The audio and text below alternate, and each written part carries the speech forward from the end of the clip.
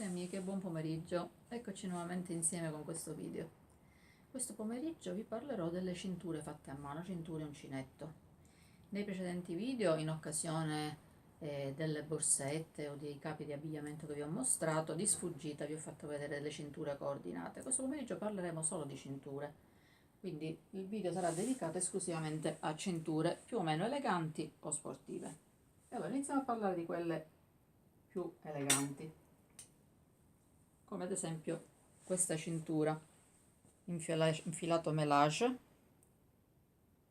un filato molto particolare che è composto da filato lucido viscosa grigio, viscosa rosa con varie tonalità di rosa, rifinito con del cotone rosa, quindi un filato elegante, particolare, molto luminoso, quindi adatto sia da sera su un abbigliamento a tinta unita, ma anche da giorno su un pantalone bianco. Guardate la fibbia, molto particolare, grande e particolare, quindi adatta su un bel pantalone jeans bianco. Questa cintura è coordinata con una giacca e poi vi farò vedere quando parlerò delle giacche fatte all'uncinetto.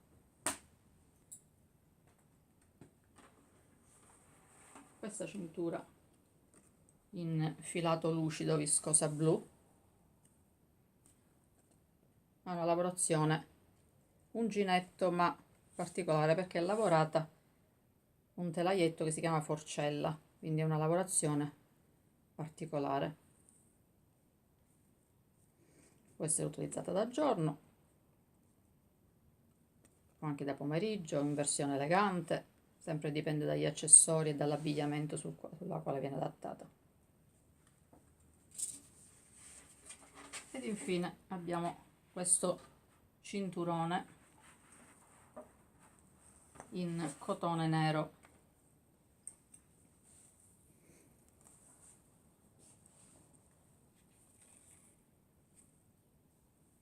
particolarità di questo cinturone è questa grossa fibbia colore oro con degli smalti neri